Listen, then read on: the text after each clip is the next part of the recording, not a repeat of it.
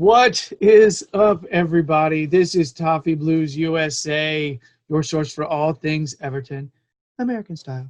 Not even sure what that means, except I don't have a cool accent. Maybe that's what that means. All right, today I am joined by somebody I've been following on Twitter for a while, and now I actually get to have conversations and talk Everton with him. It's Jeff Wallner. Jeff, nice to meet you. Gerry, likewise. It's a pleasure to be on. So Jeff, you are based in Cincinnati, Ohio, and you are a sports journalist, yes?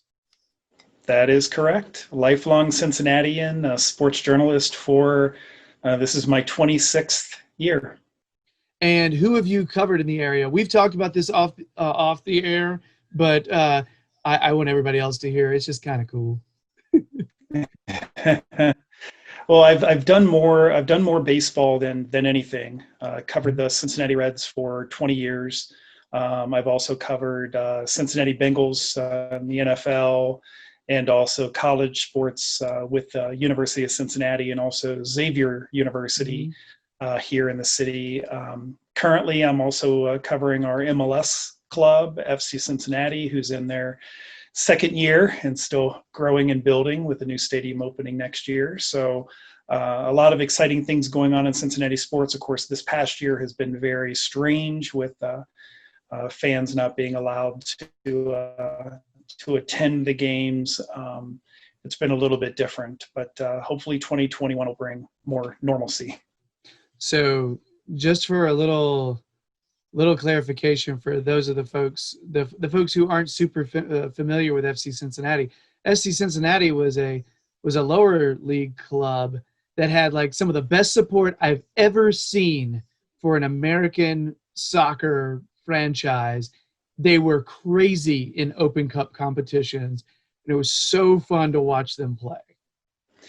Yeah, they're really it's an amazing story. They started with two guys, Jeff Birding and Dan McNally, sitting at a lunch counter or having coffee or something, and they quite literally drew up the plans to bring a professional soccer franchise to Cincinnati.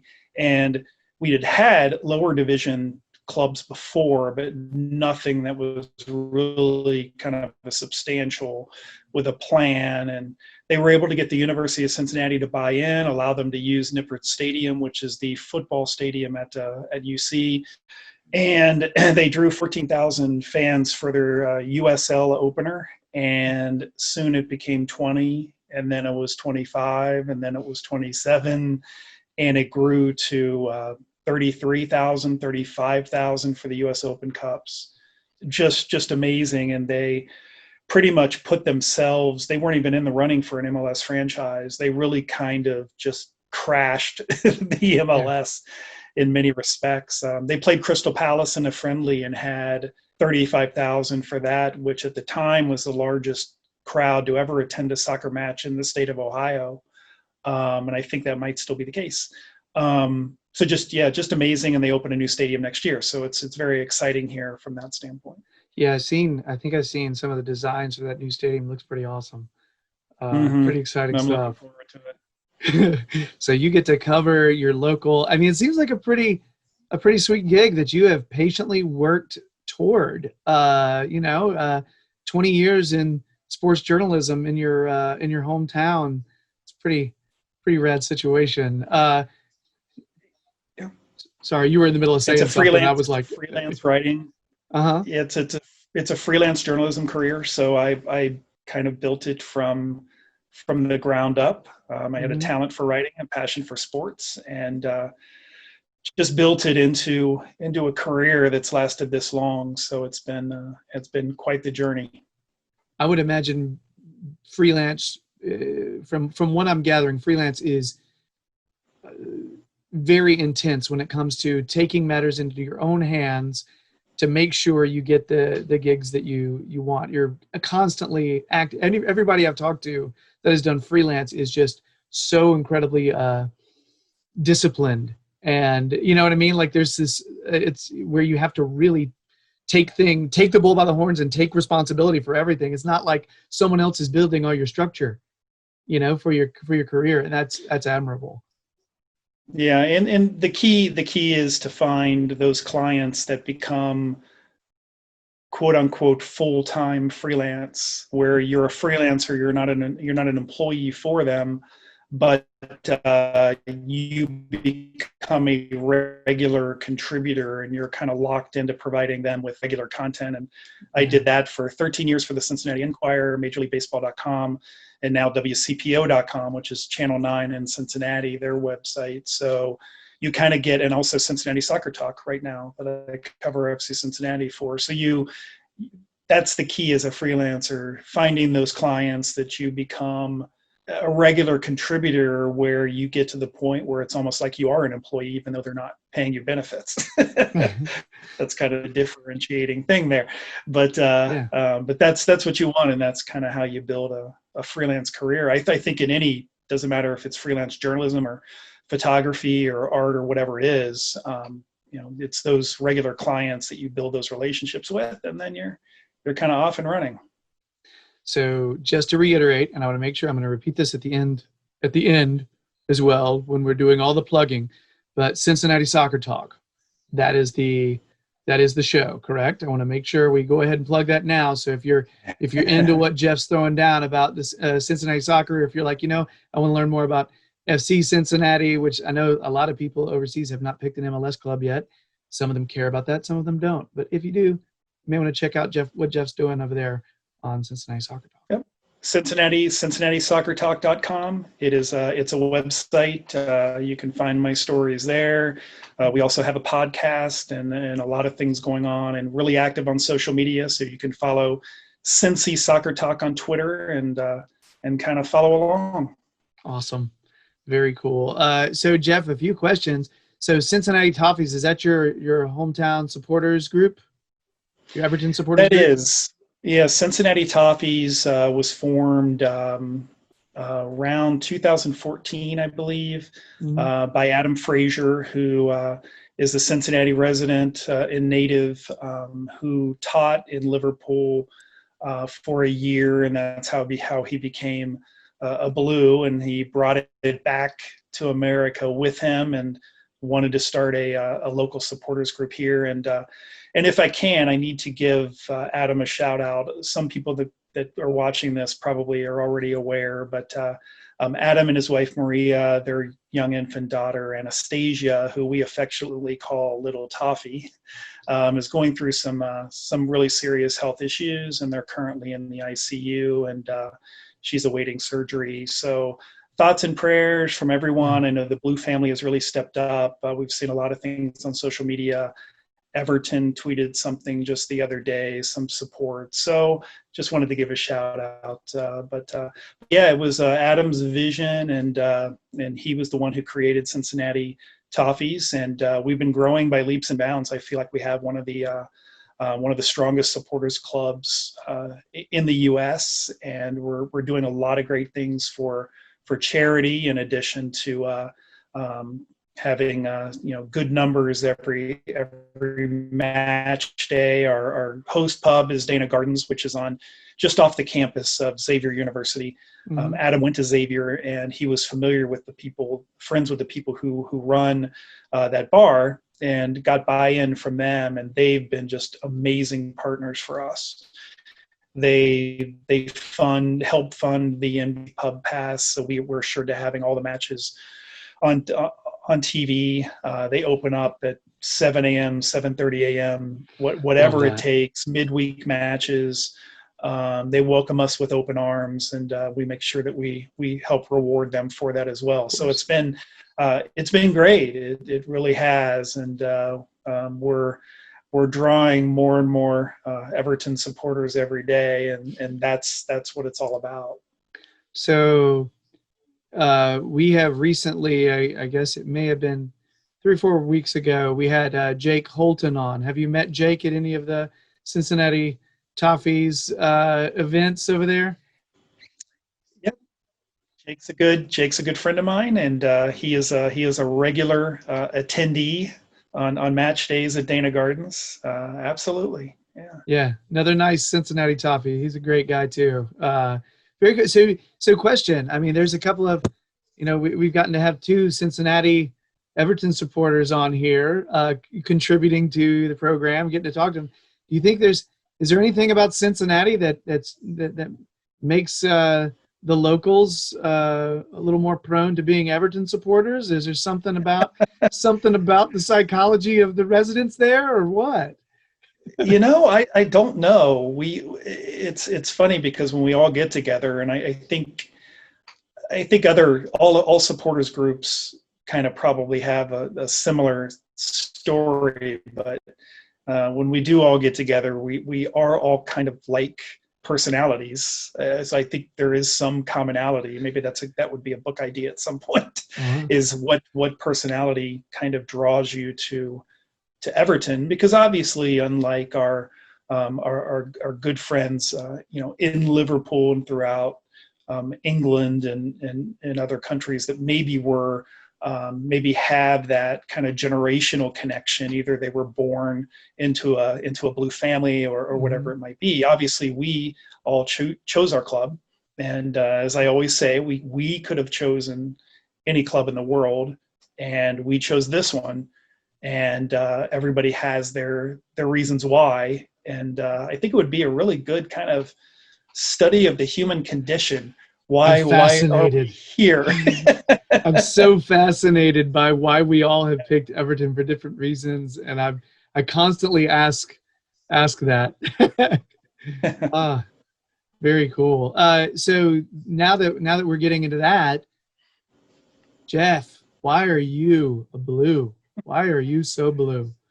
I love telling these stories. I call it my Everton speech.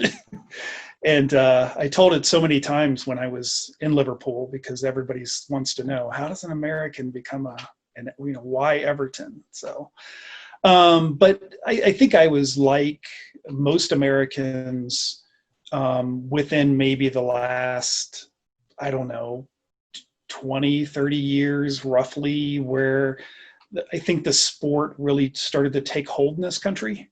Mm-hmm. And there was just a growing passion for the sport of soccer.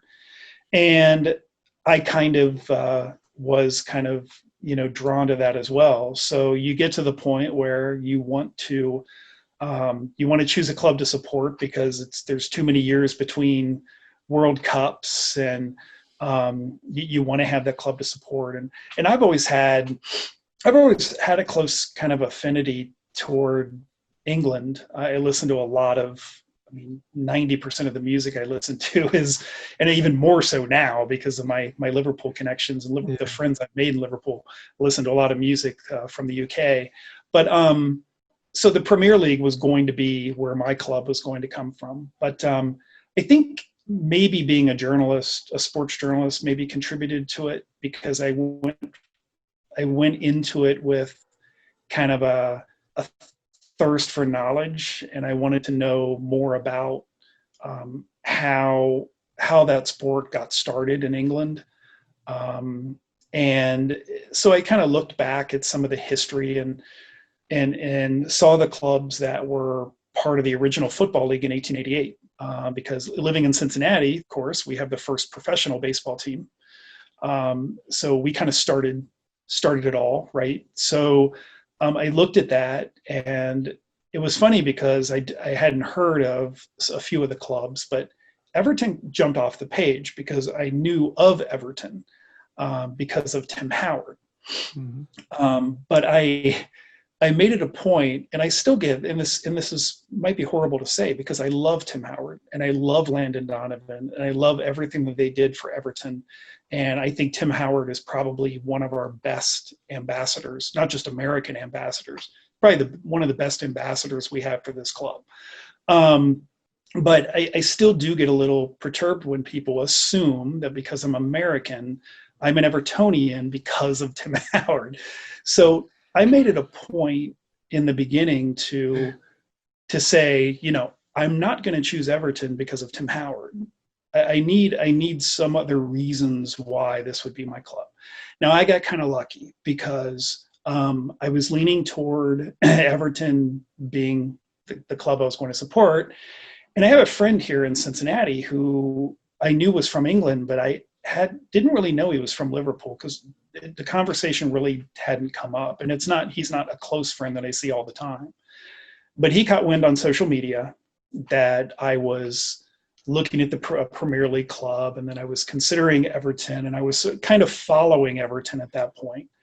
And he said, we need to go out for, a couple of pints and talk about Everton. So he told me story after story about growing up in Liverpool in a family of blues, generations of blues.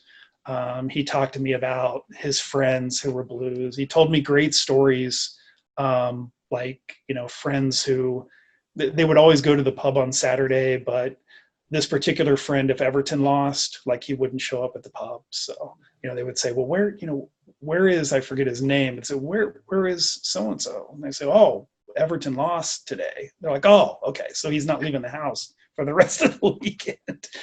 And another friend who didn't own anything red and nothing red. And just he talked about going to matches at Goodison Park. And I grew up going to games at Wrigley Field. And there was a connection there because the history kind of drew me. Goodison Park kind of drew me in, an iconic ground, a historic club with a history of success, but that's not, if I was just looking for success, obviously I could have, I had my pick of other clubs. But everything made sense to me, and it's not my nature to just pick a winner. I mean, quote unquote. I mean, we won England 9 times. I don't like saying that. It's not, because Everton is very much a winner. Right. One of the greatest clubs in English football history. We know that. But it's not my nature to just go to the top of the table and say, this is who I'm going to.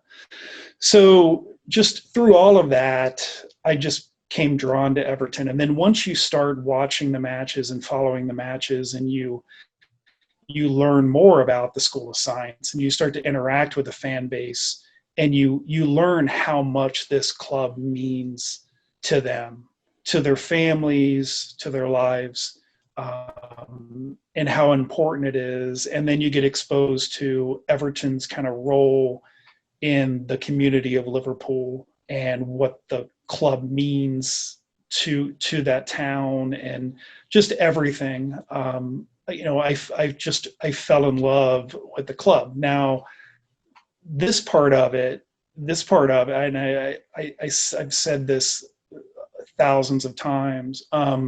I didn't expect this though.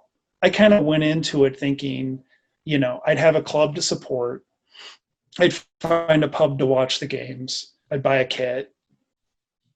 I didn't expect this. So, when you do the tour of Goodison and you go into the dressing room, and there's the Alan Ball quote on the wall, right? Once Everton touches you, things are never the same.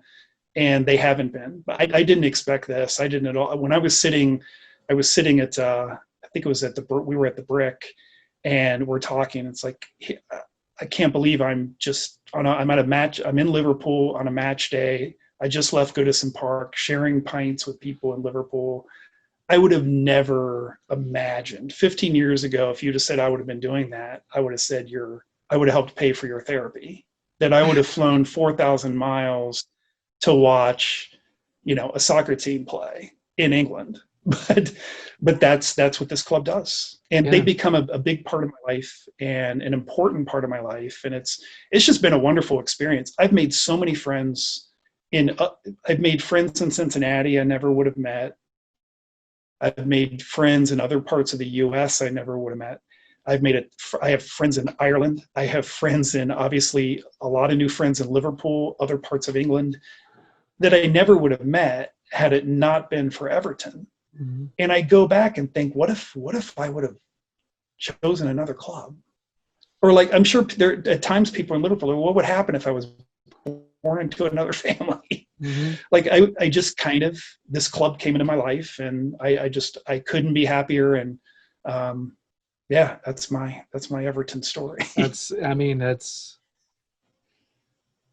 funny when people tell these kind of stories. Sometimes you get the short version from folks, usually in person. A lot of times when we have the guests on, it's, they're telling it as though it's for the first time, but you tell it with such affection. It's very clear. You're right. I didn't expect to be here. You know what I mean? Doing doing a show like this. I was not expecting this out of everything, and the fact that we're connected. We're connected to other people all over this country, all over other countries. There's a connecting bond there that comes from genuine caring, and it doesn't come from, oh, they're winning, let's go with them. Like, Right.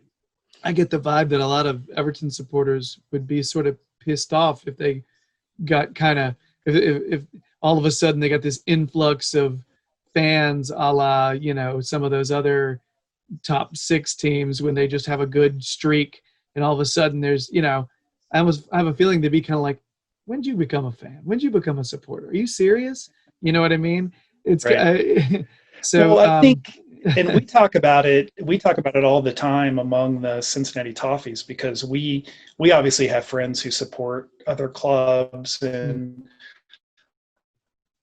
we have our own pub. We're very fortunate in that respect, because there are a couple of massive football pubs in Cincinnati. This is a huge soccer town, obviously.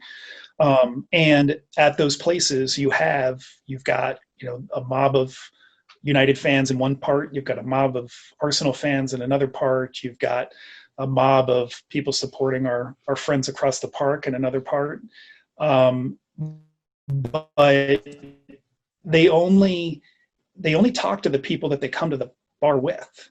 They kind of go to the bar with their friends, and they wear their United kits or whatever, and they kind of hang out with their friends whereas if you come to Dana Gardens on a match day, especially if it's a derby, or it's like a lot of time we get bigger crowds, obviously, for the 10 o'clock and the 12:30 matches than we do for the 7:30. But if you come to our pub, it's a community of all like-minded individuals.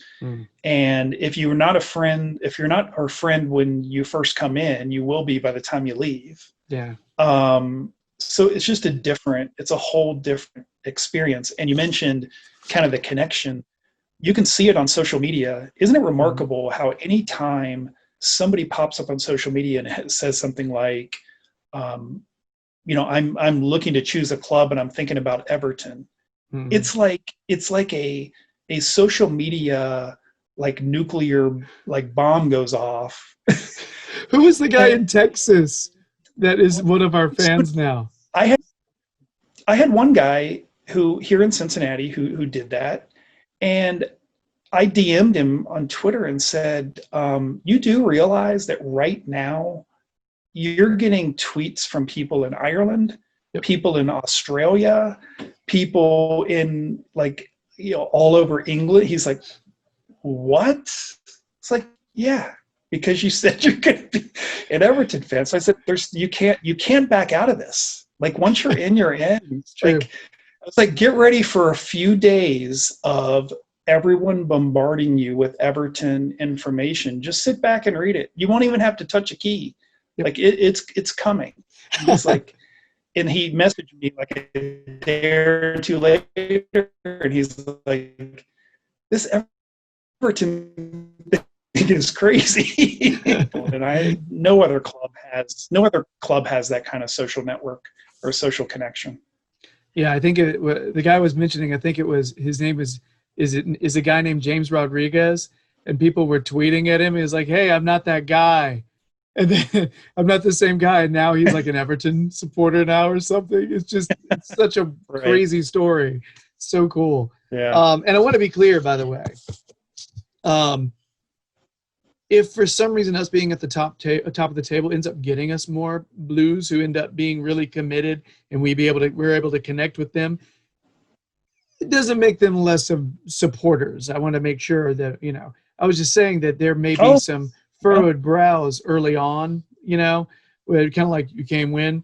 But, right, people, I feel like when you support anybody, you earn your way by caring. You earn your way with your support. You earn your way in by giving a shit. It's very I always like throw them about. I remember I've got a girl I went to school with who started to tell me she's a Liverpool supporter, and she would cheer after a derby, and I was just like, do you know who's on your team? Do you even know who's on your team?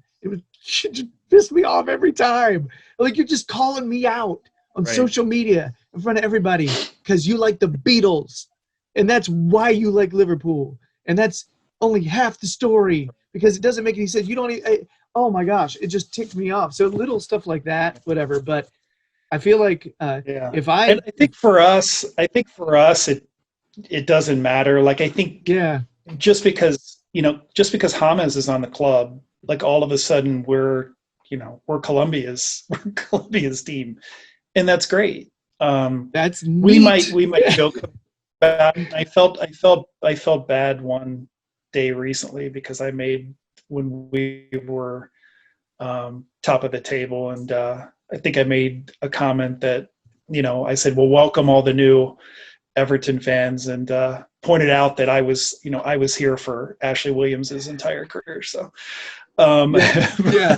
It's almost, but then I felt bad. I was like, "Oh, I hope people don't." Well, and then I thought, well, hopefully people don't take that wrong because yeah, if you're a blue, you're a blue, yeah, exactly. and once you become a part of this, you'll find out very quickly that we're not here for the glory. We're here for Everton, and we're here, and Everton means is kind of all encompassing. It's not Mhm, necessarily just we play one match a week the last 2 hours. Well, mhm. we're Evertonians the entire week. So it's a different experience, and I don't think we'll lose that experience. Now, I am a little nervous, but moving into Bramley Moore and how kind of the mystique of the club might change, and that's fine.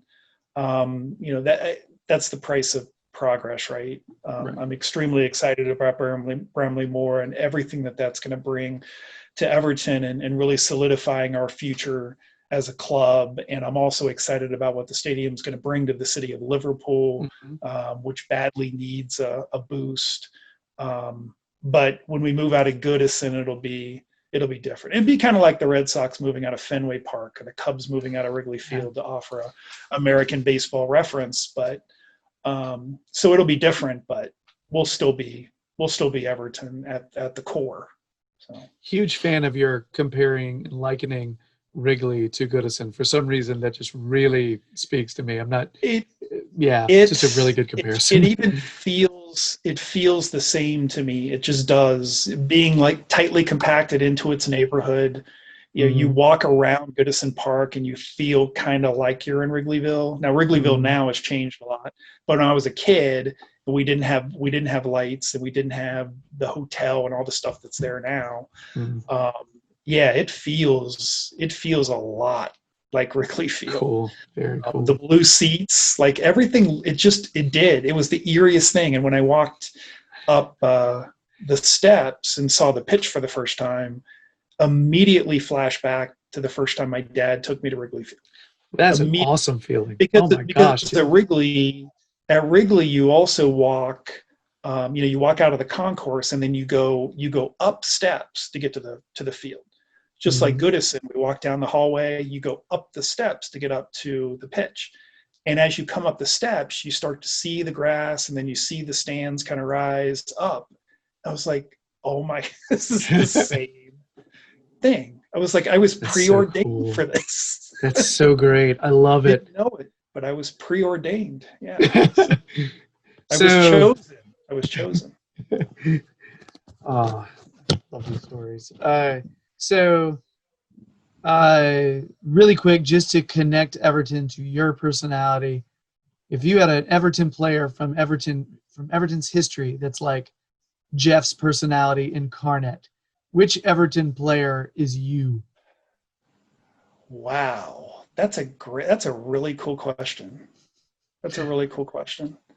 I could make it easy and go and say I'm the Dixie Dean or I'm the Kendall Harvey or Ball. You know what? The more, and I don't know how much I can expound on this, but just watching his style and I love the nickname.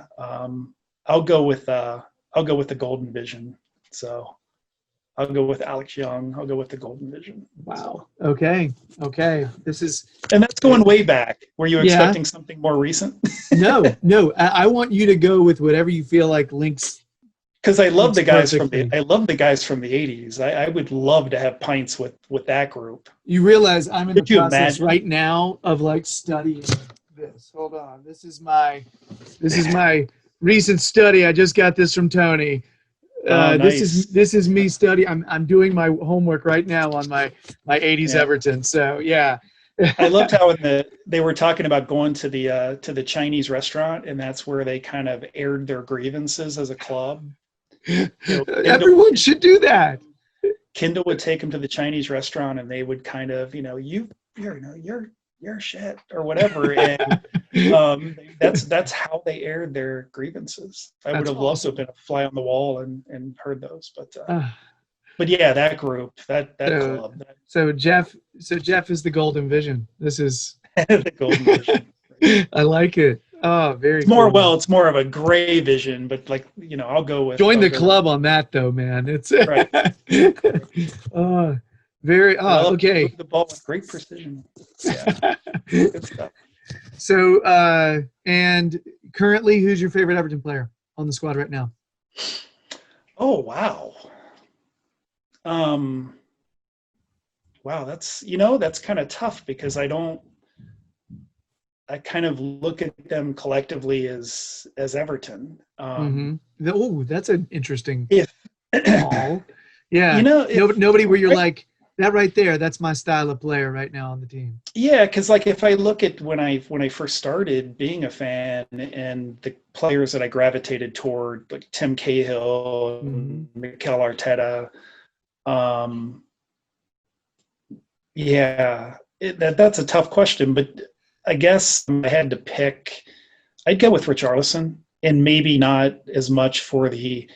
I'll go with Richarlison, and kind of here's why. Not just because of his ability to create and score goals, or even his ability, uncanny ability, for a player in his position to have the willingness to make tackles, the tenacity to win a ball, but also he has like a humility about him.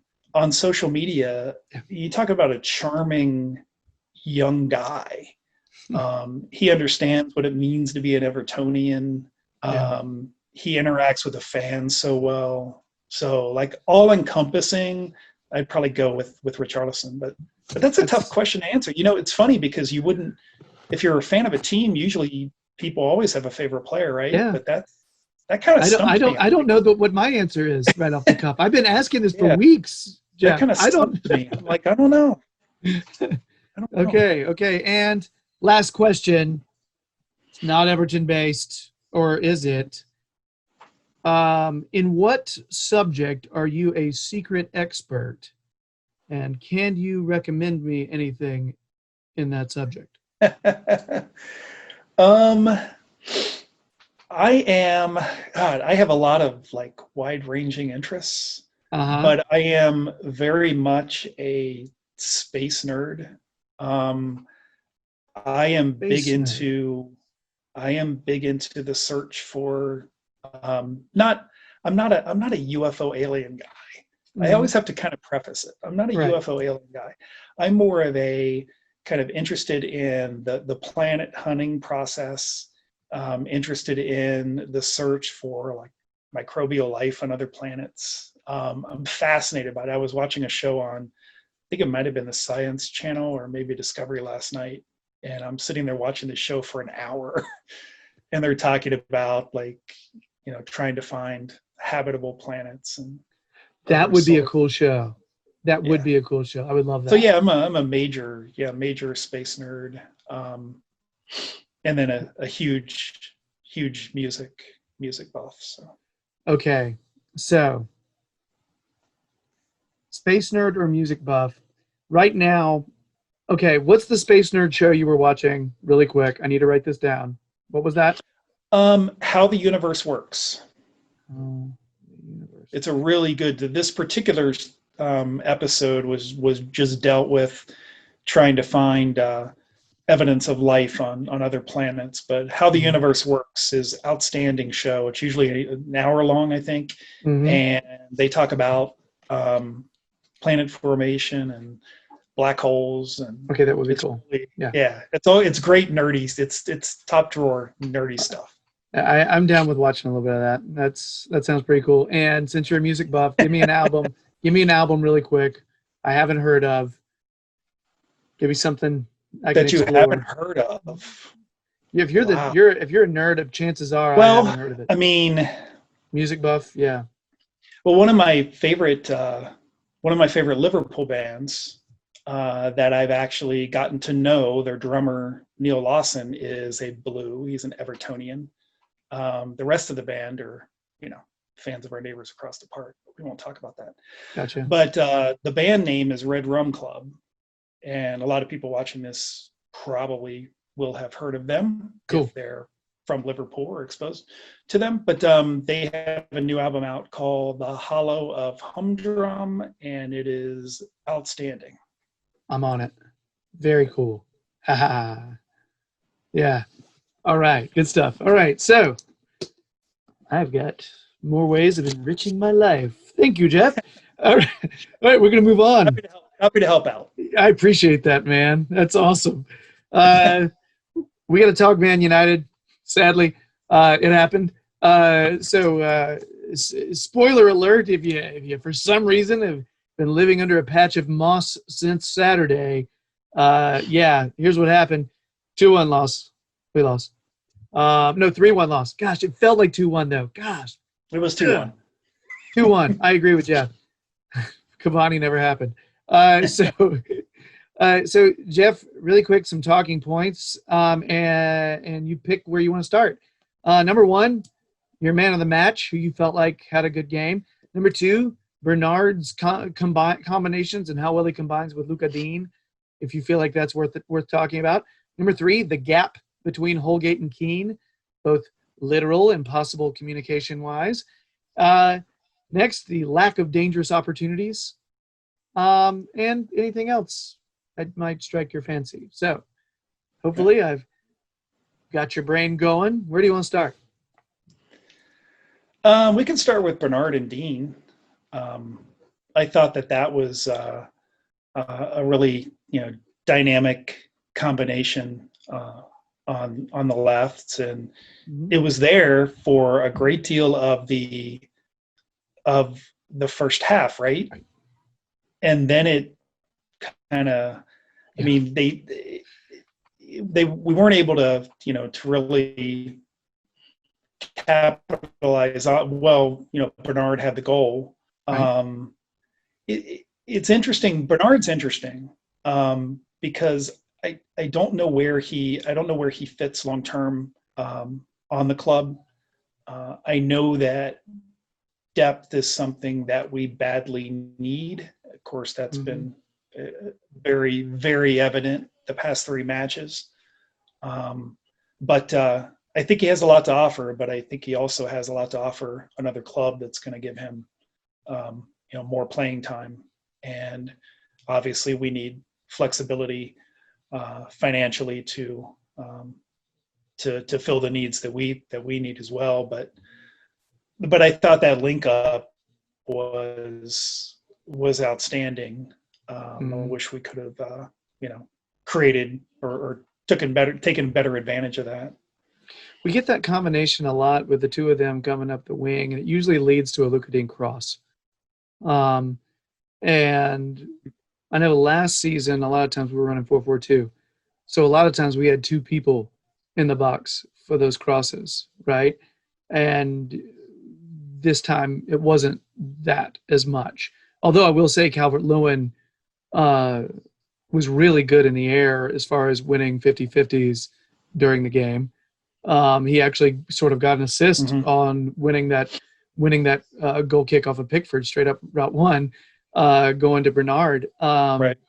It's just a strange thing, Bernard. It's like you look at his work with Luca Dean, and you're kind of like, in theory, you're like, okay, well, he brings something different to Richarlison. Shouldn't he be a nice gear shift? If for some reason we want to go a different direction, let Richarlison, sub, and then you bring in Bernard, who brings something different. But almost like if we do that, we need to bring in someone like Richarlison on the opposite side. You know what I mean? And so it's like, because we got Hamas on the right, who is a straight up playmaker, and we almost need someone kind of crashing in who's got more speed that can kind of help win those Luca Dean crosses if we need it. It's just kind of a weird. You're right, Bernard's a conundrum. I don't get it. I think I get the impression that Carlo has, as I think a lot of people do, but I mean, he's had ample time to prove that he's certainly a capable player in the Premier League. But you get the impression that Carlo doesn't believe that physically that he can handle. You look at the opportunities that he's gotten, which is few and far between, and in situations where you would expect him to get opportunities, he's not. So I don't know if Carlo has reservations about what he can handle and how much he can contribute. Right. Physically. He's obviously has the pace and he's very skilled with the ball. But yeah, it'll be interesting to see kind of where he lands and honestly how long he's with Everton. Yeah. He's a player I like, and I've been excited about him since we got him. And I felt like that first year he was really forging a really nice partnership with Luca Dean on the left, and it was just really fun to watch develop. But formations having to shift and different things happening and injuries happen and just things have changed. And this season's formation change has not been great for Bernard, and especially Richarlison kind of taking up his older position of that left forward. It just changes some things. It's a tough one because I think he was one of our strongest contributors in the first half. Yeah, no question. Weird match. All right, where do you want to go? What were other choices? If you want to go through who your man of the match was, if you want to talk about the disconnect, the gap between Holgate and Keane, what you feel like maybe at fault for us not having a lot of really dangerous opportunities, or if you get something where you're just like, you haven't mentioned this, Gerry. Well, I think if I kind of feel like going maybe a little bigger picture, and when I say big picture, I just mean the last three matches. Look, my fear going into the derby is not as much whether we're going to win or lose or what's going to occur within that game. It's how that match is going to impact us the following week. That's a good point. Now, coming out of that match, I really should have been concerned about how it was going to affect us for the next 3 weeks. Because through this past match against United, we were still feeling the ramifications of the derby. We have a James Rodriguez who's not fully fit, right, and we have a Richarlison who was out. And James got hurt in the derby. Richarlison got suspended. We went through the Pickford thing. There's no way to know how that was maybe impacting him. Obviously, we know it was to some extent because he sat the one match. But we also don't know how it impacted the rest of the club. We've been dealing with derby fallout, and I hate to say that, for the last 3 matches. And you never want that to happen, but we see it happen in rivalry games in all sports. You you play 38 matches. We only play them twice. And I know it's important. And I know we want to beat them more than we want to beat anyone else. But you can't let it impact you because you play 38 matches. And we've been dealing with the fallout of that match for the last 3 weeks. So and Jeff, that's just frustrating to me. But I get it. I guess my question is, a lot of times this stuff is psychological, it's a bit of a hit. It's your first non-win of the season. But also there's a lot of other stuff that hits psychologically. But also there's the fact that, we're not a deep squad. right. And pretty much if we have anything that is damaging, like psychologically or injury-wise, for us to be able to overcome that, it's going to be hard. When Luca Dean's out, Luca Dean, that was the next game. Obviously, he got the red card. Right. And Right. and we had Nkunku come in, but he's young. We had Pickford out for a game, and it wasn't immediately after that, but he had some psychological stuff going on, I'm sure. Richarlison being out, James Rodriguez being injured. Who's replacing those guys? We don't know. You know what I mean? And so there's a lot of, we're just not a deep squad. And a derby is going to every time have that psychological and physical impact. It's going to be both, right? It's going to be the chippiest game you play, or it should be, one would think. The chippiest, snideiest game you play all year is the derby. And it's going to be the one that the most emotionally wrenching, right? And so it's how you recover from that, both depth and personally and all that. It's a lot. So I guess, do you feel like I went into that match. Yeah. Sorry, go ahead. You're rolling. I don't want to mess that up. Yeah, I went. Oh no, that's fine. Your video kind of just paused for a little bit. So, I was just going to say that I went into the derby, and my primary concern going into that match: don't get anybody sent off. Yeah. Don't lose anyone, and we ended up losing Richarlison. And there's been a lot of talk about, and we'll talk about Anthony Gordon in a bit, but we're talking a lot about Richarlison and what we miss with him, and why a small sample size, but it's gotten a lot of attention. 8 matches, and we've lost them all when he hasn't played. There's been a lot of focus on what he brings offensively and what we missed offensively with him not being in there.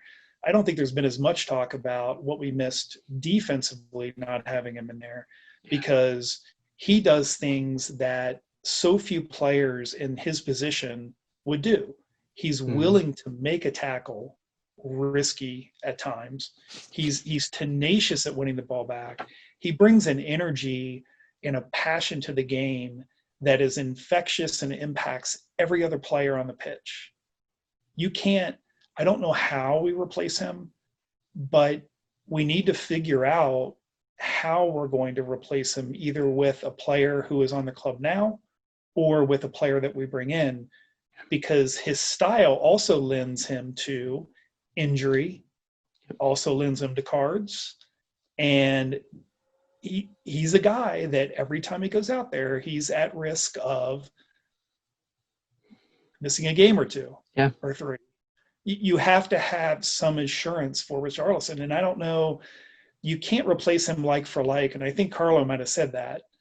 He's like, it's impossible to replace him. I think he might have used the word impossible because of all the things he does. It would be different if he was just, a goal scorer, or but his impact on the club, that one guy, it's immense. I don't know how you replace him, but obviously the popular choice is Anthony Gordon, right. And I don't deny that, but I also wonder, kind of like Bernard, if Carlo Ancelotti isn't bringing you in when you think he should, it's real hard. And I'm going to go sport. And I'm kind of taking us into the Anthony Gordon. I don't even know if we were ready to do that, but I'm running my own show here. Hey, do what you got to do. It'll be all right.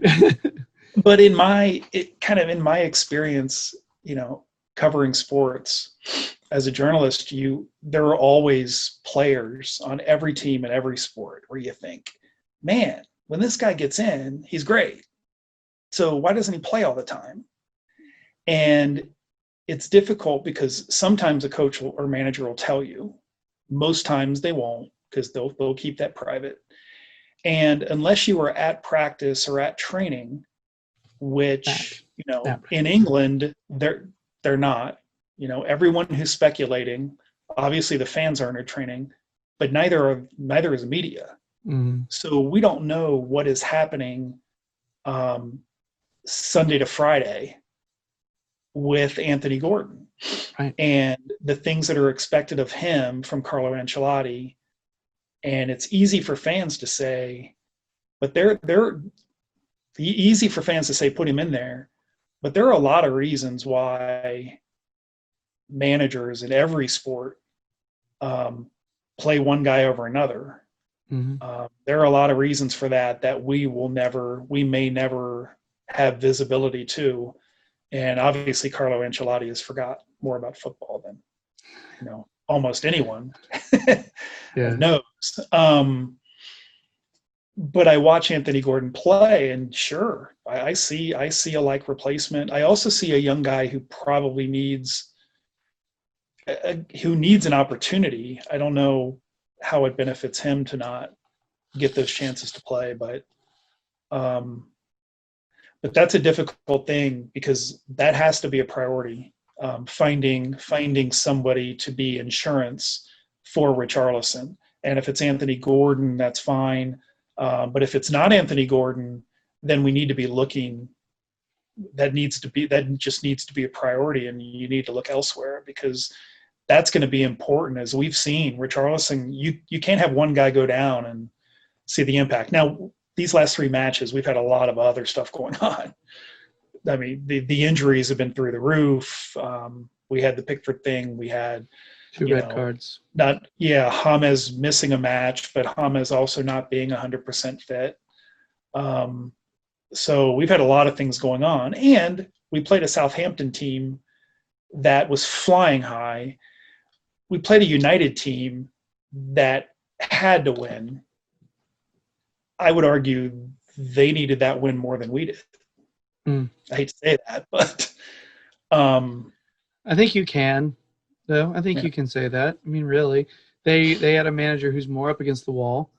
I made the classic mistake of joking about, the biggest threat they have is Fernandez at the penalty line. Ha, ha, ha. And then he scores 2 goals, not from penalties. And I'm like, you jinx. Way to go, Gerry. But yeah, I mean, and so want to get back to Gordon later, because I do think there's more to say about Gordon. I do think there's more to talk about with him. But now that we brought it back around to the United, and how it was a situation where we didn't create a lot without Richarlison. If we don't, in a situation like this, where we're not doing a like-for-like replacement with Richarlison in the match, is there a way? It seems like the plan is not to like-for-like replace him in these type of games. It seems like the plan is to figure out how to somehow replace the attacking opportunities. Right. But we still have not figured out chemistry-wise. We haven't figured out how to do that. And we also, every single week, it seems like, we're having some problems defensively in having a different combination of back 4. Like this week, we had Keane playing at a different center half role, Holgate coming in, all right, who hasn't played for a while. And I think we did suffer from, the fact, I mean, they got split they got split twice, okay? Even though Rashford didn't get the head on the second one, let's be honest. Pickford, if Rashford had got a head on it, it still would have gone in. But they were split. They were split easily, and that's a communication issue. That's on one of those guys. Now, I would also make a call on that one that Coleman probably should have covered up the first goal. Coleman should have covered up the cross, right? Shaw's cross. Coleman could have done a better job of closing down that cross. But it's a situation where I feel like I don't know if our attack is the entire problem right now. I think if we stay strong defensively, I mean, we get a win on that one, right? I think that Carlo, it certainly appeared against Newcastle. Of course, they get the penalty, but I think against Newcastle, he was looking to just get a result. Yeah. And going into that match, I thought if we come away with a 0-0 draw, I would take that. I would take that result all day because of the situation the roster was in. But yeah, you against United, so you had James coming back off injury, right? Coleman coming back off injury. Holgate coming back off injury. Now they had trained, obviously, but Coleman had a bad day. I mean, I don't think Coleman had a good day. And I was borderline about Coleman because sometimes they would like dazzle offensively, and I was like, wow, there's a player trying to take people on 1v1. That's crazy. None of us, we never do that. So I was like, wow, that's great. But then he would kind of make a mental lapse here or there. Right. So I was kind of divided about him. And we were all excited to see Holgate back in, but the more I watched, the more I thought, was he ready to come back in? Yeah. And I didn't notice James was so apparent those first few matches. It was so obvious that everything was getting created through him. Mm-hmm. Now, maybe it's because all eyes were on him, but I think it was, and I didn't. He was not apparent. He was not a part of the match, and I wonder if clubs can just, especially with Richarlison not in there, if you can just decide we're not going to allow this guy to create. We're taking him out. We're taking him out of the equation. Yeah. Then what do you do? See, that's actually what I thought you were leading to, is the fact that, I mean, do they want us to play up the left? Do they want us to play through Bernard? And I mean, because how many times did you see James with the ball near the box? Right. Rarely, right? You saw him getting the ball just past midfield, couldn't do much, and he would play usually a beautiful cross-field ball to someone just perfect. But at the same time, it's like, what happened after that? And you didn't really see him doing a lot near the box at all. It's almost like they wanted it on that side. They wanted it over there, and then when we would cross the ball in, inevitably, we didn't really have many numbers in there. And they have, and they cleared it out pretty easily, usually. So yeah, it was weird, man. It was a weird game. But I do think our defense could use some stability, some week in, some week out. Let's get used to each other again type of stability. Even during that good start to the season, I think we were all saying, this is great, but we're leaking a lot of goals. Yeah.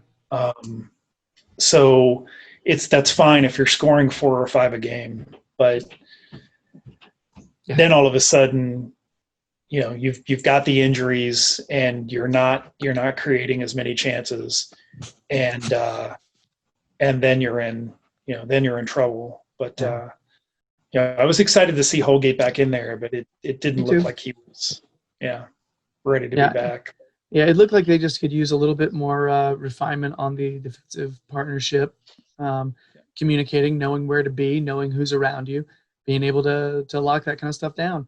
I think the break is coming at a good. It's Yes, coming at a good time. agreed. I don't like going into breaks. You never like going into a break off a loss, or certainly off Mhm. 3 straight losses.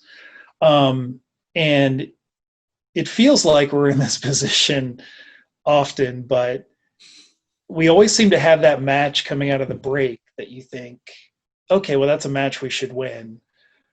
But what if we don't?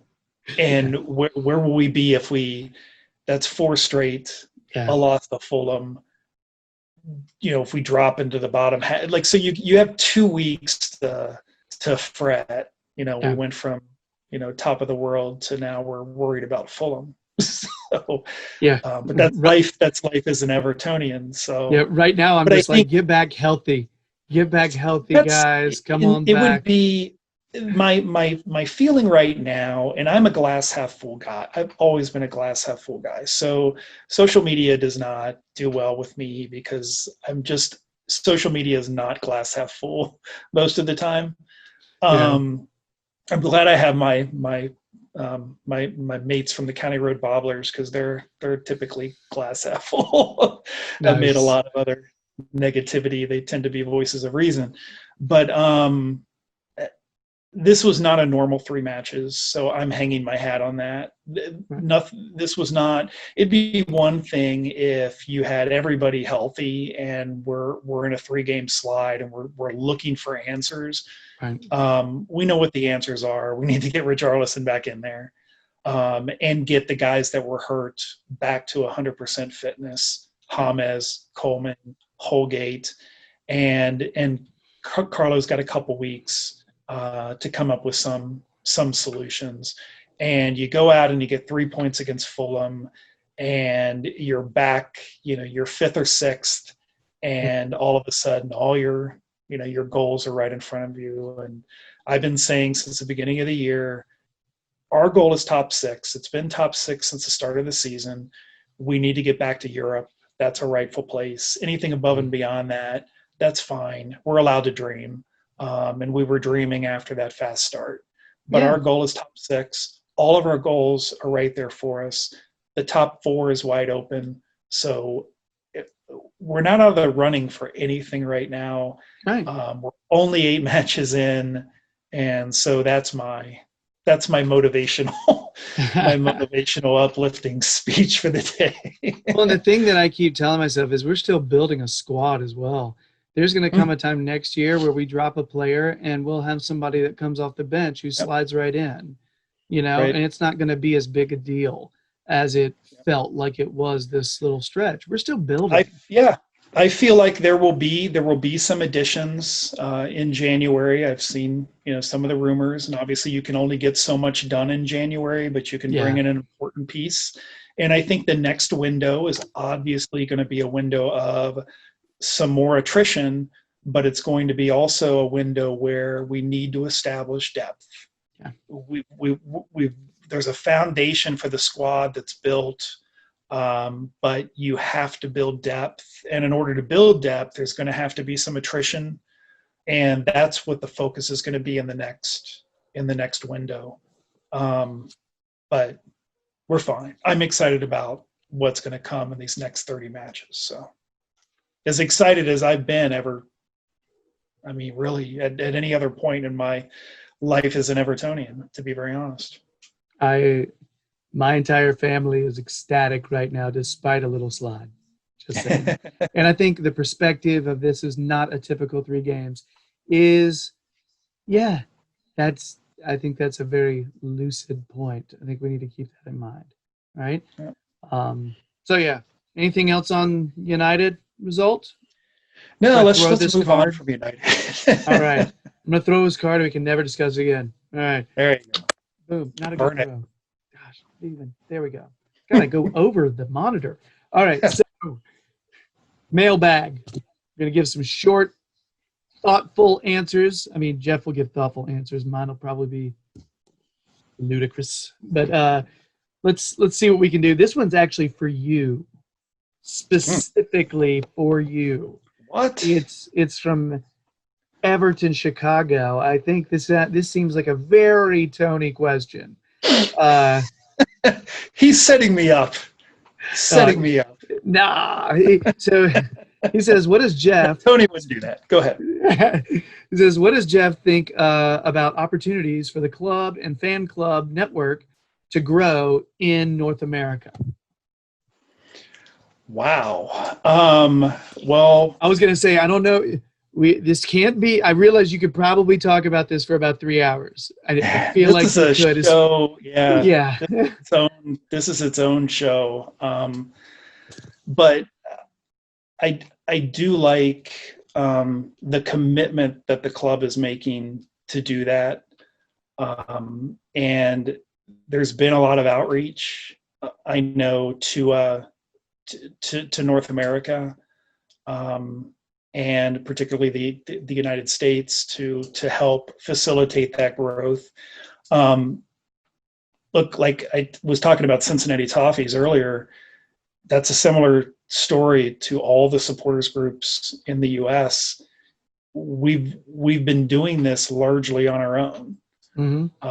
Everton USA, completely grassroots organization. The supporters groups all over the country here are all grassroots. We've started this from nothing, and then built membership kind of on our own. Did our own networking, and it's not that the club hasn't helped at all, but we're seeing now a commitment to doing that, and what Tony Sampson's involved in, and we've got the fan engagement team, and there's been a lot of communication and a lot of feedback going back and forth between the club and the supporters groups in the U.S. about ways to grow the membership and grow the support, because the club can only benefit from this, whether it be merchandising, whether, let's be honest, the city of Liverpool has a stake as well, because we're talking tourism as well. So it's a good thing for all concerned. And also, I'll throw out Everton in the community. I know the Cincinnati Toffees. We've done we've had a few initiatives where we've raffled off things or raised money for Everton in the community. That money goes directly to them and benefits their ventures. So we're all kind of in this together, and I think it's getting stronger. It's going to continue to build. I've always said I love that Everton is a very provincial club.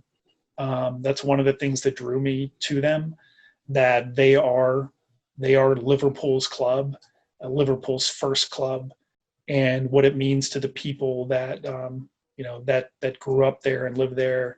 But there are a lot of people around the world that love Everton too, and I think it's great that the club is now reaching out and kind of helping to perpetuate that.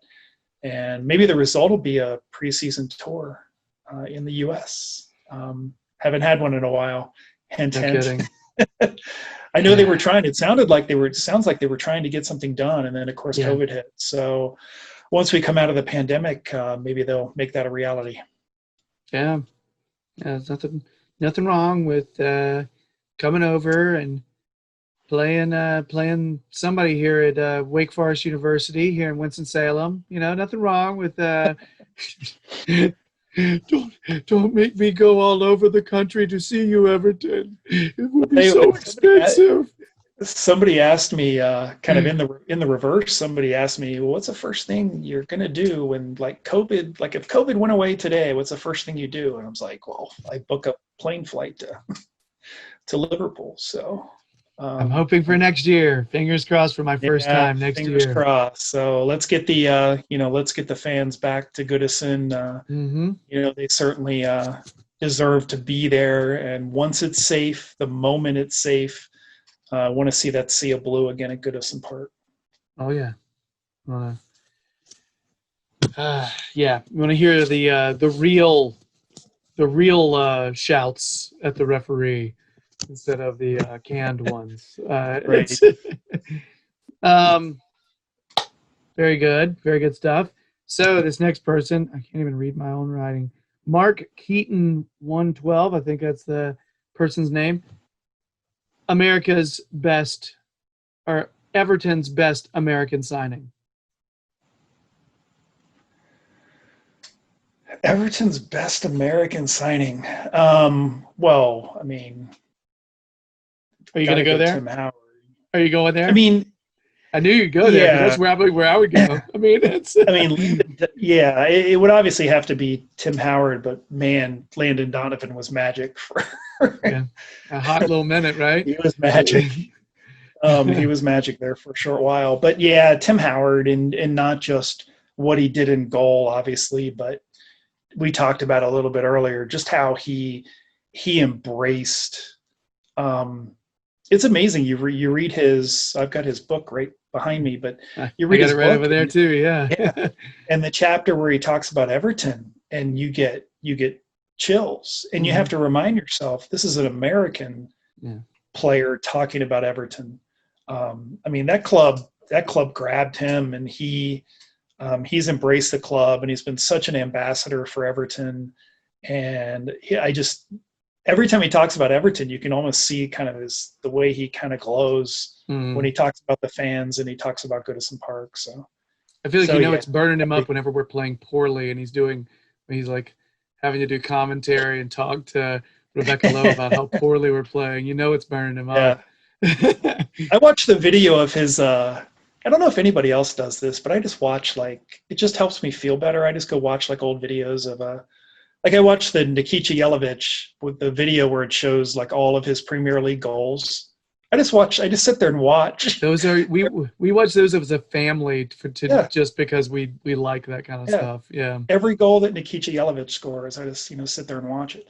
But awesome. That's cool.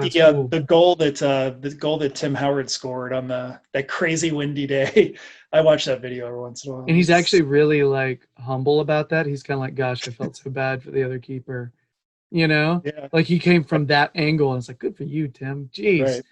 I don't think Rooney felt bad for Joe Hart though when he scored the one. But I watch that occasionally too. But I like watching Tim Howard's wind-blown goal at Goodison. Yep. Yeah, it's good stuff. Very cool. So you're not going with Joe Max Moore, no Landon Donovan, no Brian McBride, and do we count? Hold on, does Preki count? No, I wasn't sure if Preki counted. I thought he came from. I just wasn't sure. I was like, I wasn't sure. So it's one of those things. I was like, I wonder, knowing Jeff, going old school with some of these. Like, will he go Preki? I was really curious. I love old school. Yeah. Love old school. All right. So next, Amy Davies, 61. What's your opinion on how the season's gone so far? Well, I think. I don't like looking at us sitting seventh, but the reality of the situation is, every club is everything is up for grabs this year. It's so wide open. If you told me at the start of the season, this is where we would be. What are we, 3 or 5 points off top, or at this point? I'm not sure this. I know we're sitting seventh, but we're maybe 3 points out of Champions League spot. If you told me at the start of the season that this is where we would be after 8 matches, I wouldn't fret too much. I would feel actually pretty decent about it. Sports is funny because it's all about perspective, right? It's about your current form. So if you if you look at where you are and you don't feel good about it because you've lost the last 3 matches and you were top of the league. But if at the start of the season somebody said you'd be sitting 7th and you'd be within, a win of a Champions League spot, you would probably be okay with it, considering, all the new faces that had come in, and you knew there would be some improvement, and that would be an improvement. So I feel encouraged because we saw this team play for, and I'll even count the derby to an extent. You saw during that unbeaten streak what this club can do. Just need time to improve things and this season is not a be all end all. As we talked about, this is a process, Right. and we know we need to build more depth into the squad. We have more attrition that needs to take place. But I'm excited. I think this club intact can really make a serious run at some point.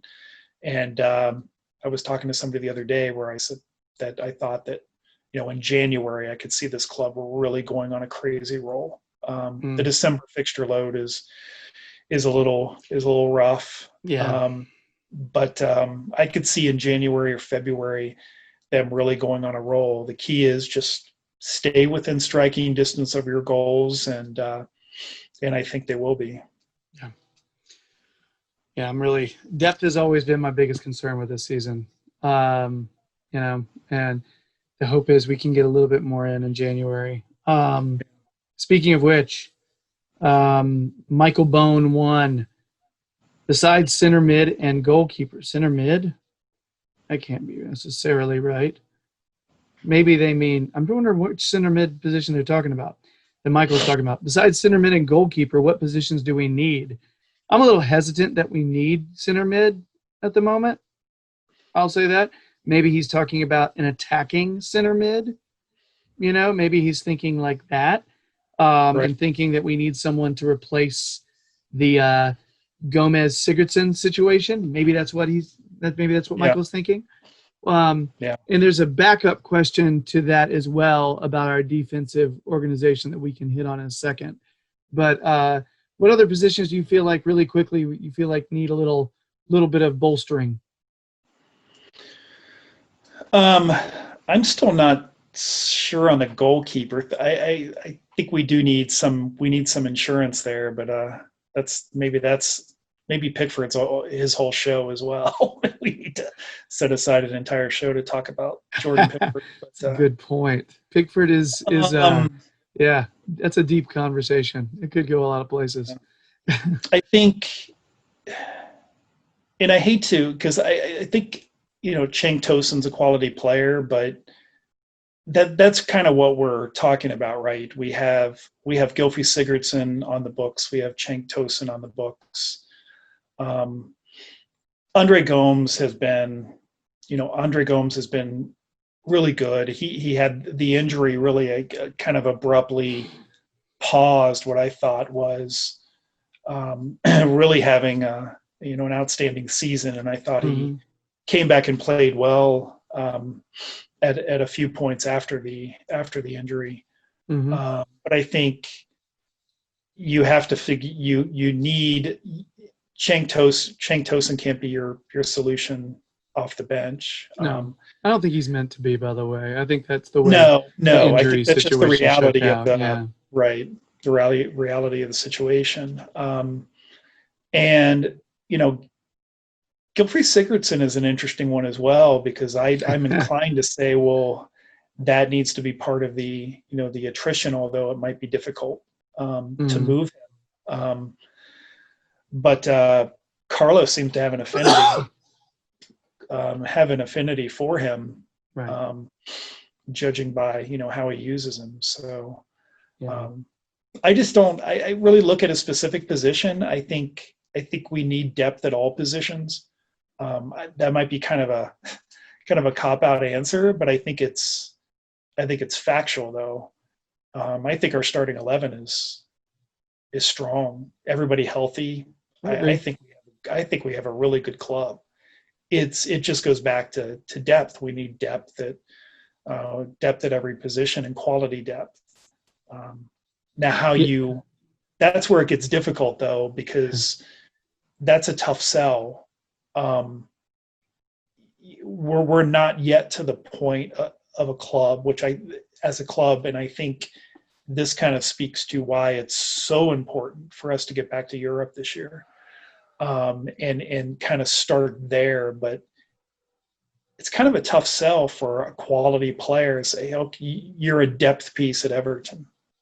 Yeah, totally true. Which is why I think Keane's not with our club right now, because I think if Moise Keane was cool with coming off the bench, he'd be here, and he would not be on loan with PSG. I think if he was cool with working his way through, but But he's better. Yeah, but he's better off. He's better off being there, and we're better off with him being there. I love. maybe in the long run, Yeah. financially, I was hoping. I love the idea of being able to just throw him in there, though. You know what I mean? Like it was Yeah. one of those things that Yeah. because we're calling out for some striker help right now, Hmm. and that is, one of those things. I'm wondering if we move Jake Tosin along, is striker a situation? If we move John Joe Kenny right now, I feel like we're charging a lot for him. But if we move John Joe Kenny on, we do need a right back assessment. Coleman's older. We need to feel really warm and fuzzy about whoever's backing him up. The goalkeeper Right. then, by the way, for January, I don't think we need a goalkeeper. I'm thinking more like in May. So if Hmm. Robin Olsen moves back, if we Right. choose not to, by the way, he looked great. By the way, the other day, Olsen looked Hmm. great. I thought so. That Yeah. was cool. So Yeah. if he ends up being a keeper we bring in May on the permanent side, if he ends up having a good, hey, that's cool. Hmm. And he's a different feel to Pickford. Yeah. And I feel like he's just I, a veteran and he's level headed. It seems. yeah. And I try not to get too enamored Hmm. with the U23s, Yeah, we'll because see. the reality is that you don't really know. You can watch these guys play. You don't really know how that translates Mhm. to the Premier League.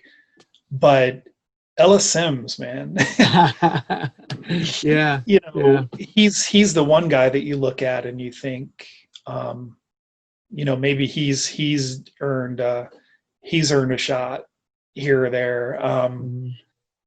But yeah. Mm. So there's definitely some positions. I wonder how many of these positions where we're not very deep will we actually be assessing or addressing in January. I'm really curious about that. I feel like if anything, we're getting some loans. And I'm just curious Yeah. who's going to be willing to Yeah. loan us. I think a loan with an obligation to buy later could be Hmm. interesting. The way they're talking about with Isco, if that's actually a thing. If that, I mean, who knows? We don't know. Yeah. The unicorn hasn't walked through the door to where in and Yeah. dropped ITK, blessed ITK knowledge. So when the unicorn strolls through, we shall find out. Yeah. I've bought into the Anyway, whole Isco thing. It's like we're getting Isco in January. I've been a Isco fan for like forever. So if we get him, and I've been like James Rodriguez fan for a long time. So if we get him too, I'm just like Right. melting. It's ridiculous. Yeah. Well, Crazy. Times Square needs to get do they have the art yet for Isco January? uh, Get him on the boat in Miami. Get him on the sign on the boat in Miami. oh man, I'd be so Yeah. fine with that. Oh. So Michael Bone's other question was, why is our defense unorganized now after the international break? And I think we've addressed this already. Um, Number one, we had we had a red card in the middle of that. Um, Hmm. that happened. Number two, we had an injury in the middle of that. And number Hmm. three, we had a center back pairing slide in the most recent match. Keane had been playing left center back for like the whole season, and now he pops over to the right, and we bring in Holgate, who hasn't played with him for a while. Right. So I think there's very logical reasons for them not to be organized. It's just Yeah. forever a perpetually shifting personnel. We need some stability there, and I think we'll see the organization.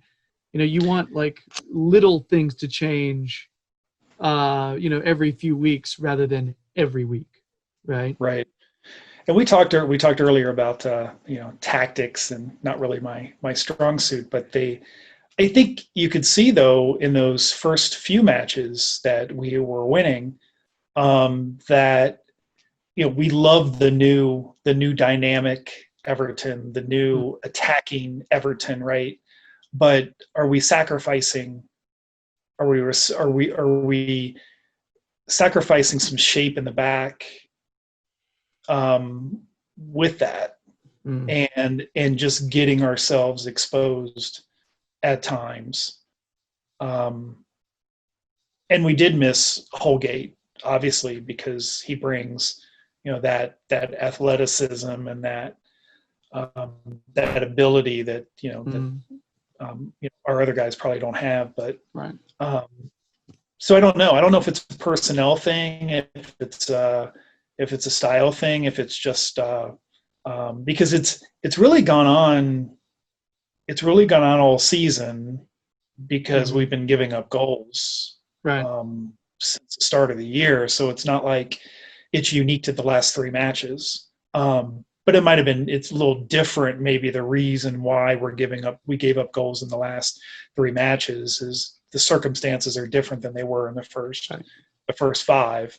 But the fact is, we're giving up goals. We're giving up too many goals, and we have since the start of the year. Right. So Carlo's going to have to find some solutions to that. Yeah.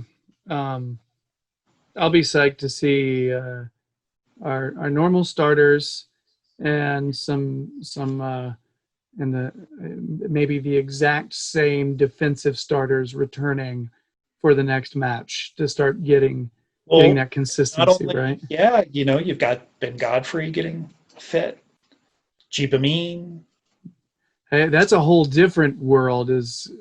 Oh my gosh, my kid's been asking about. By the way, I think he said you could say his name 3 different ways. You say it a different way than I do, but you're right too. So I'm not correcting when I say Gabamin. I'm just saying that's the way I say it to my kid. But right. So we know we're both right here. But that's a whole. My kid asked me, "What's going on with Gabamin?" And I'm like, "Well, I've always been under the impression sometime in November. So anytime now, maybe. So." Right. So yeah, be cool to see. That's a whole different world. We got him to fit. That's crazy. I'm pulling hard for that guy. How many injury setbacks has he had? Holy crap. Everton Tunel, maybe it's Tunnel, Tunel, asks, is Keane worth recalling in January? I think he could help the team, but I'm going to say no, because I think he's where he wants to be right now, and his attitude is going to be much better where he is. So that's my opinion. 100% agree. I think this is a good thing for Everton, and we'll see how it plays out. But this is a good thing for Moise Keane, and it's a good thing for Everton. And he's still a very young player. But seeing what he's doing there it's really encouraging for me. I know a lot of people are saying, "Oh, he's not coming back." He might not be, but which could be good for us financially, right? But if he does, he's going to come back a better player, a more polished player, and above all, a much more confident player. And that's the point of a loan, especially for a young guy, right? That's the whole reason you do it. I just wish he'd go to a club he wouldn't fall in love with, though. You put him on PSG, he's just spoiled. He ain't going to come back anywhere. Right, yeah. I mean, geez, because I still have hopes he's going to play for us again. I really do. Me too. I think he's a good young man. I love his personality. I love his energy. I think he'd be great here, and I want to see him. I want to see him reach his peak with Everton, but we all understand the reality that might not be the case. But he's where he needs to be, and if he is going to come back, if he does come back to Everton and he does well, this loan spell is going to be. You could credit this loan spell as to why that all kind of worked out. So. As soon as I heard about it, I had a positive reaction to it, because I was like, think about it. Think about how many games PSG is going to be ahead and being able to put in whoever they want. And you know what I mean? I mean, they could play him a ton of games, and he could end up getting tons of chances to be in front of the goal, being played brilliant balls, and he could be building confidence, because that's a big part, man. Just being confident in front of goal. Getting used to it, that's a big thing. So his first goal from last season was still probably my highlight of last season. Well, that and the Walcott winner against Watford was pretty good. It was a good one. But Moise Keane's first goal was that was tremendous. It's just certain players I've been wishing they were able to dance more at Goodison, and he's one of them. Him and Mm. Yuri Mina, I just want to see them because they're my favorites to watch dance. They're just great. Yeah, gotta like the Herald. So, by the way, all these questions are from Instagram. I neglected to mention that earlier. C57 2.0 asks, do you rate Luca Dean in the top 10 left backs in the world at the moment? And Well, full disclosure, I have not ranked all of the world's left backs lately. probably couldn't name them. However, I would say you can make an argument for him being at least top 3 in the Premier League. In the Premier League, I think you can make an argument for the Premier League being one of the top leagues in the world. So I think, yes, you can rate Luca Dean in the top 10 left backs in the world. I think you can do that. And I don't even have to rattle off the other names. I think just by simple process of elimination, it makes sense that I could say that. Yeah. I was going to say you could make an argument for him being the best left back in England. You can. Certainly, as you said, in the top 3. Yeah. I don't know, who all might be on that top 10 list worldwide, but yeah, in the best league in the world, you can make an argument that he is the best left back in the best league in the world. So yeah, that kind of answers the question. Yeah. All I know is Alphonso Davies is up there somewhere too. Just saying. which I also think is cool because he came from MLS, whatever. But right. Almost finished here. D. Sotorov, 23, asks, realistic league position at the end of the season.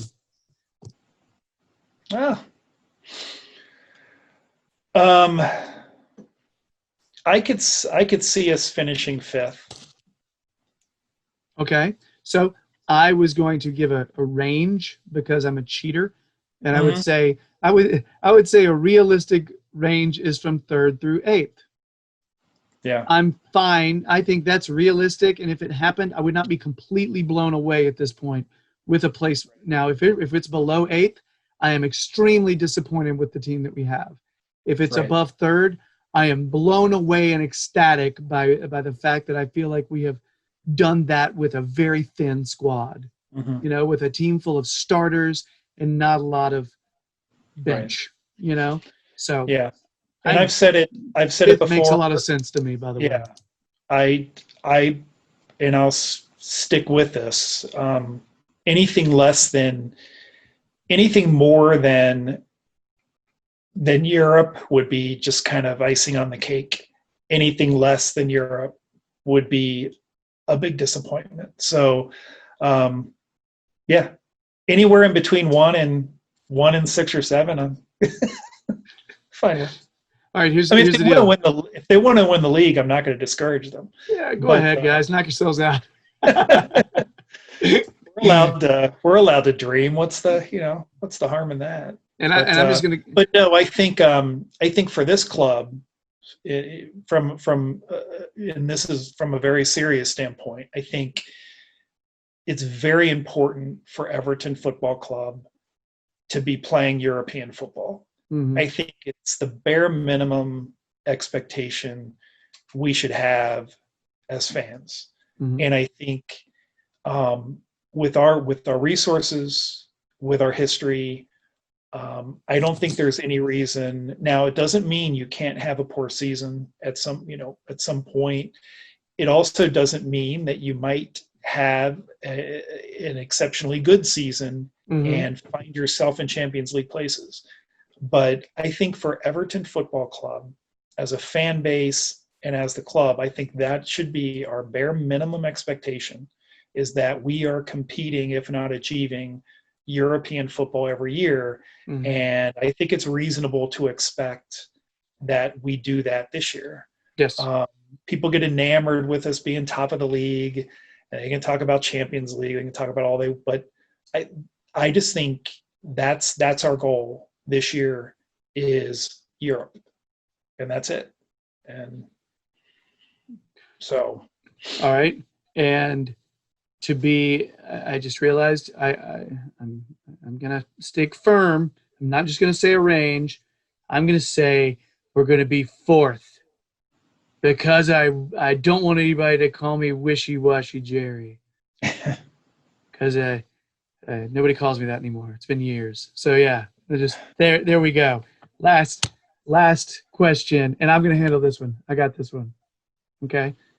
Okay. 18 Tom 78 asks, is water wet? And I'm just going to tell you, Tom, no. It's a lie. Moving on. Anthony Gordon, final word on Anthony Gordon. We need to discuss this 19-year-old fellow, 6 foot tall, 150 pounds. Guy is posted all these videos of himself working out. And he's just, I point him out to my kids and I'm like, that's what you got to do, guys. That's what you got to do. See the guy training? See all the stuff he's doing? And he came back and he's just like ripped. And he's like this, and he's serious about playing. He is serious, so much so that there's some, you hear some words that maybe he went to Carlo and said, hey, man, can I play, man? Can I play, Carlo? And he hadn't really got much of a look in. And, we mentioned off air, we mentioned David Hughes, who used to come on Toffee Blues all the time. He did an article recently and was talking about it's something I mentioned last week, actually, that Anthony Gordon is the closest thing to a like for like replacement you got for Richarlison when it comes like on the surface, more direct, right? A direct player, not afraid to take players head on, electric. He's electric. He's always constantly trying to make something happen. And then he had this recent run with no Richarlison in the squad, and Anthony Gordon does not get that look in. So, and instead of playing recently against United, he plays for the U23s and seems like a head above. You know what I mean? So it's a weird situation. And we've got into this a little bit earlier. So is there a chance that Carlo's a man manager, right? That's what we're under the impression that he's this man manager. Do you think there's something weird? What do you think it could be a consistency with training issue, week in, week out? Some of these other players being a little more consistent at training, and maybe that's what's giving them the nod. And I mentioned this earlier that in my experience, if a guy who you think should be playing isn't playing, mm-hmm. a lot of times it's because of what is transpiring during the week. But there's no way to know. And I know Carlo's been asked about him. I don't know if anyone has asked Carlo directly, why is Anthony Gordon not playing? I know the story came out where he went, and it sounded like he didn't go to Carlo's office and say, I should be playing. He went to Carlo's office reportedly and said, what do I need to do to play? Yeah. And, my question would have been of Carlo is, well, what'd you tell him? Mm-hmm. What does he need to do to play? But I don't know if anyone, I didn't see Carlo address it in that way. Mm-hmm. I think he just said kind of the stock response of, well, that's what I want my players to say. I want players who want to play. Right. Okay. Well, of course, you want players who want to play.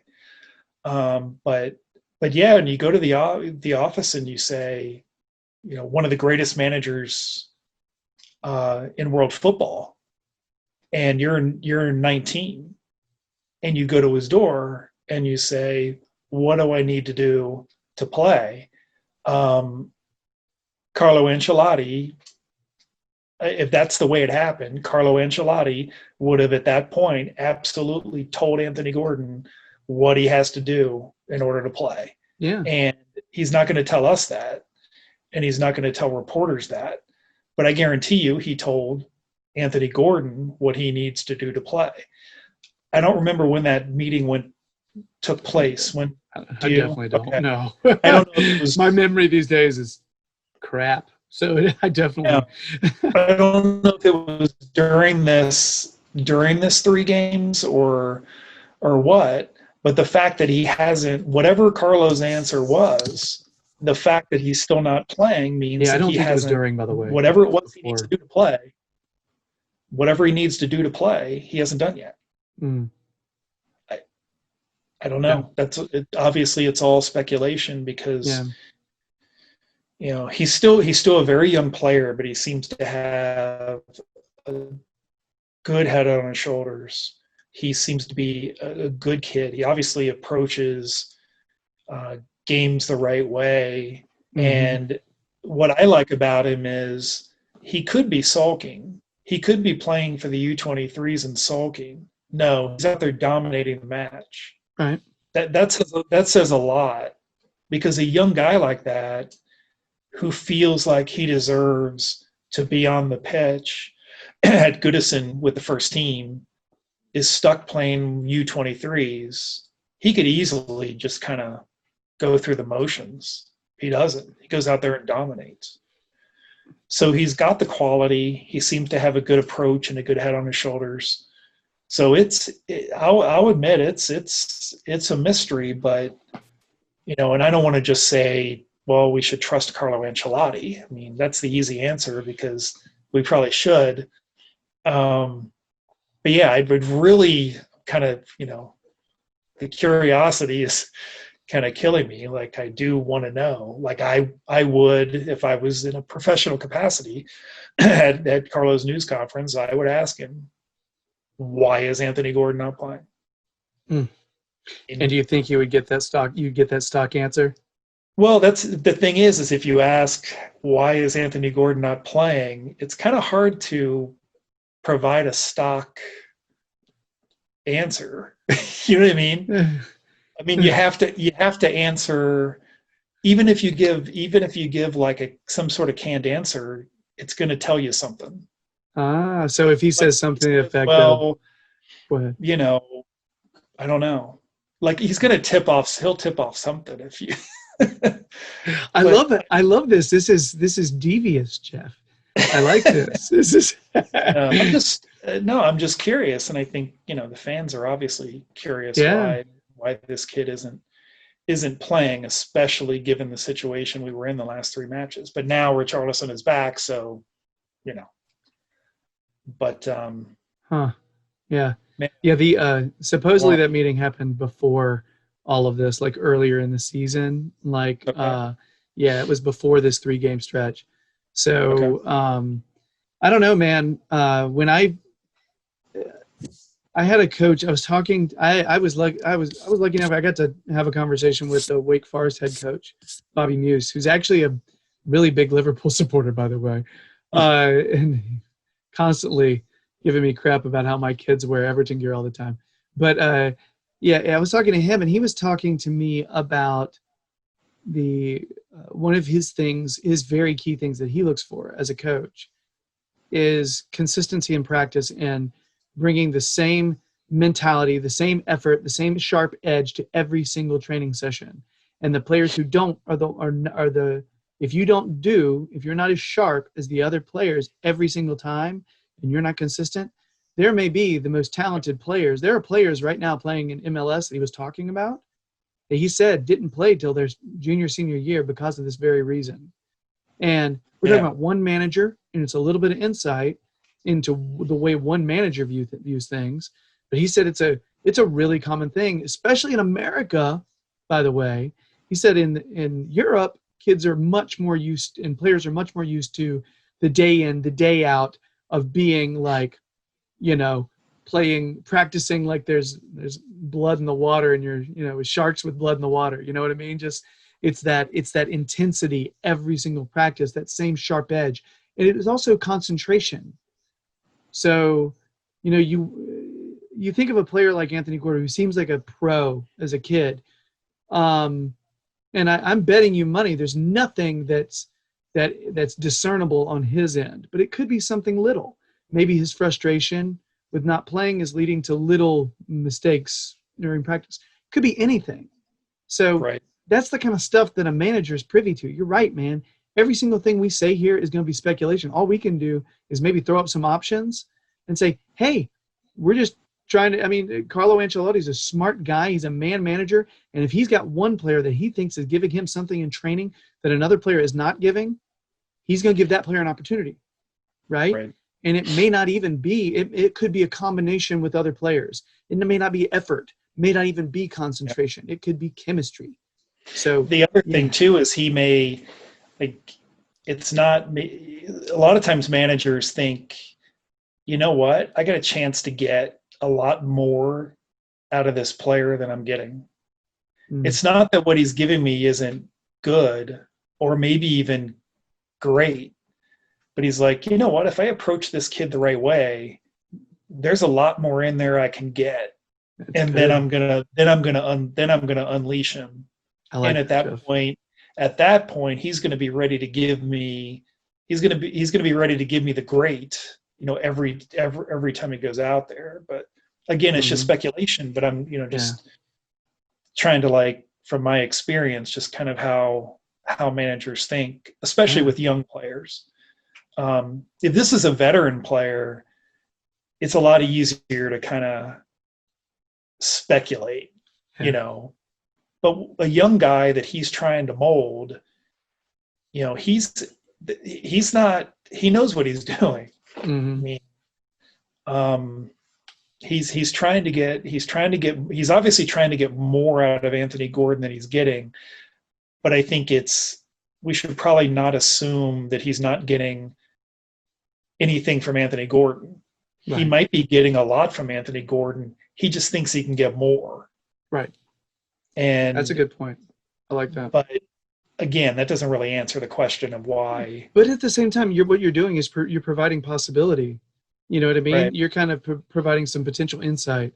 So, I mean, we could be, everything we've said might be totally wrong, but at least what we're doing is we're giving up some potentials. You also have other players, obviously. You have the other players that are like, well, hey, wait a minute. You know, I see this kid in training every week, and I know what I'm giving in training every week. And if Carlos says, well, you know, I'm going to throw Anthony Gordon in there, then you have, that goes back to being a man manager, and it doesn't matter the sport or the country. You know, all coaches go through the same kind of juggling act of kind of massaging the egos.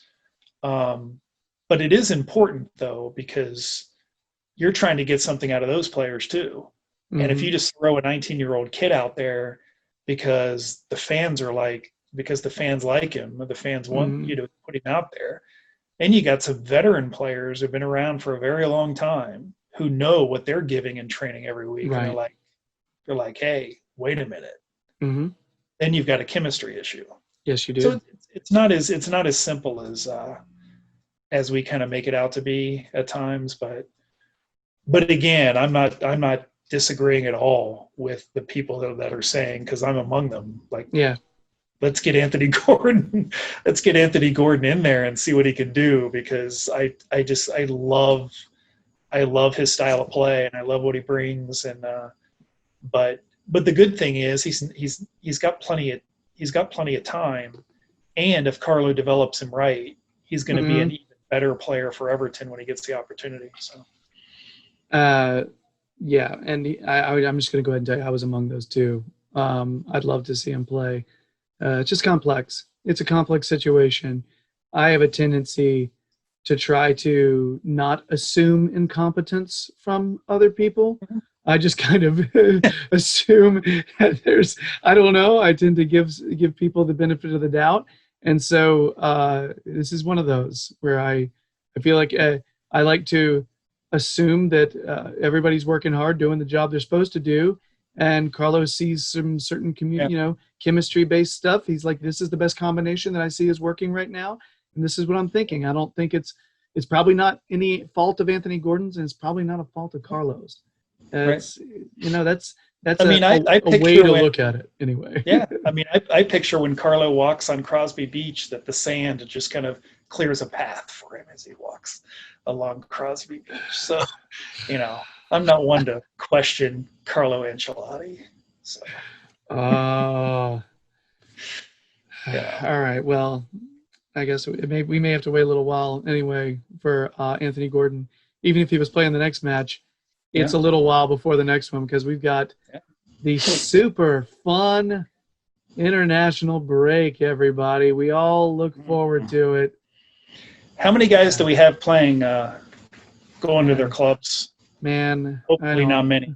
I don't know. I don't want to have to spend the break stressing about somebody tearing their ACL. All I know is Alon is with Brazil along with Richarlison, so I didn't even expect him to be doing that.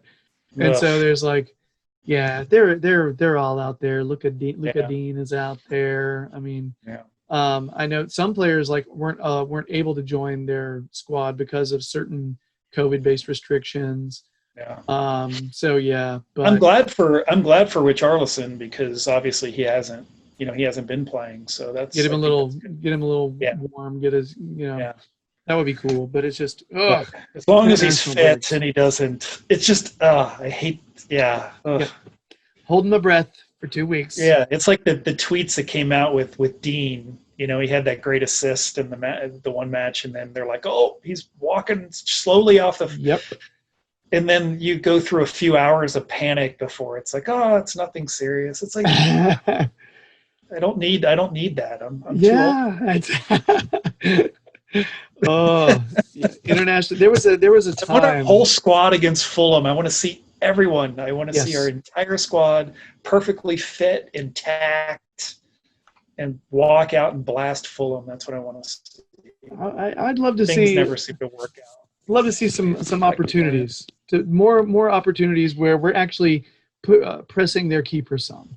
Let's challenge their keeper a little more than 3 times. Yeah. We didn't challenge De Gea much at all this past week, so let's just bombard this dude. So anyway, we are at the end of the show here, Jeff. We have finished in just a shade under a decade. Anyway, so I did want to say thanks to Jeff Wallner for joining us. Jeff, do you want to do some plugging really quick before I go into my ending spiel here? No, I think no. I appreciate you having me on. It was a ton of fun, and hopefully we can do it again at some point. All right. So, Jeff, I definitely would appreciate you coming back on again. You're such a super nice guy. I appreciate your stories and your your insight. It was just really cool talking to you and not having to Twitter stalk you from afar.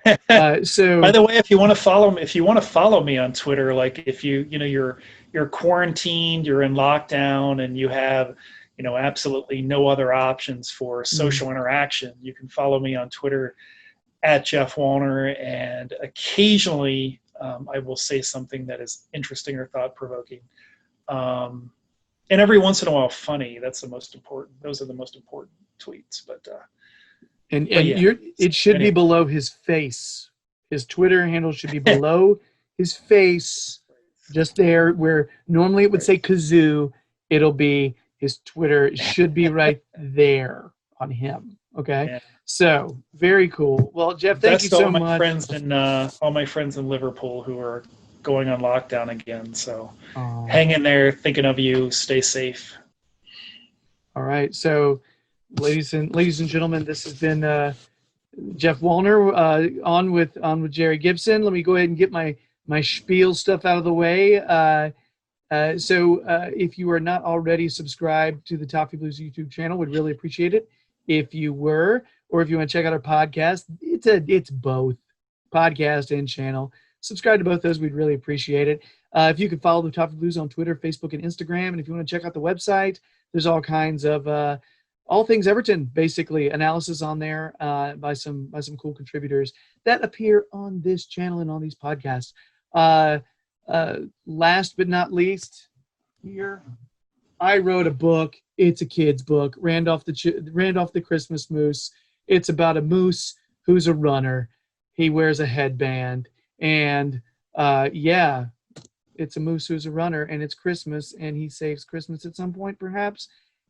I don't know. I'm awful at plugging this thing, but I'm trying to keep doing it. So, concept came from Toffee Blues. So yeah, I have a part Max and part Terry to thank for this stuff.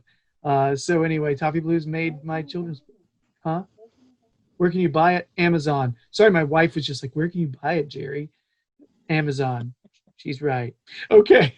Anyway, so yeah, thanks so much for your time, everybody.